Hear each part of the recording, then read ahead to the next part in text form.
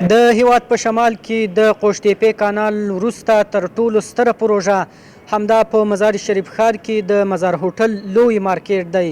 دغه مارکیټ 15 برخې لري چې نن د غلو دانو او د وړو د برخې د بولۍ څانګه پرانیستل کیږي. د مراسمو لپاره ګڼ شمېر سوداګر، پانګوال او ځایي مسؤلین راغلي. په مزار شریف ښار کې د مزار هوټل په لوی سوداګریز مارکیټ کې د وړو غنمو او نورو غلو دانو ته د بیو ټاکلو په موخه د بولۍ لوی بازار پرانیستل شو.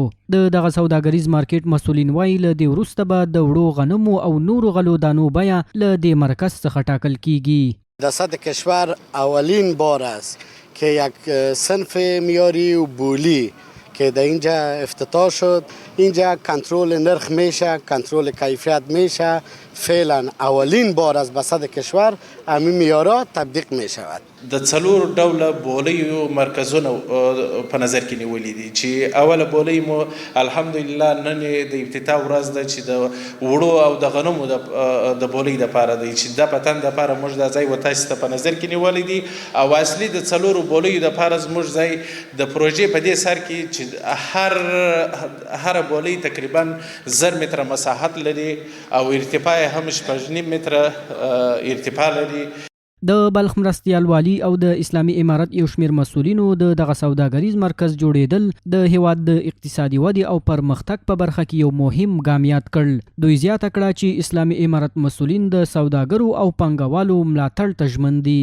نهایت افتخار از همگی ما و شما خرد کلان از تمام ولایت بلخ می افتخار است امروز که این چنین جای تجارتی مرکزی امروز اینجا جور میشه. همگی مردم چی ولایت بلخ چی هم جوارشن همگی از فایده میگیره.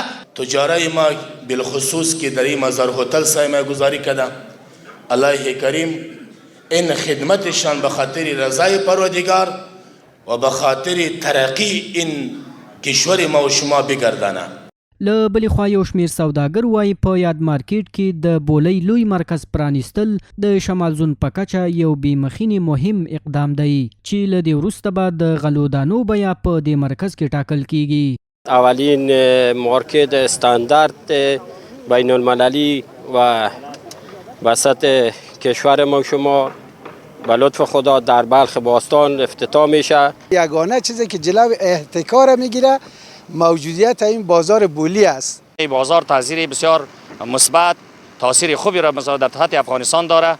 تعیین کننده تماما نرخ بولی آرد غلجات افغانستان مقیم مزار شریف است. بولۍ هغه سوداګریز مرکز ته ویل کیږي چې سوداګر پکې د توکو بیې او کیفیت د پلور لپاره ټاکي چې دغه مرکز په پرانیستلو سره به د هټیوالو او سوداګرو لخوا د غلو دانو په پلور کې د احتکار مخه ونیول شي.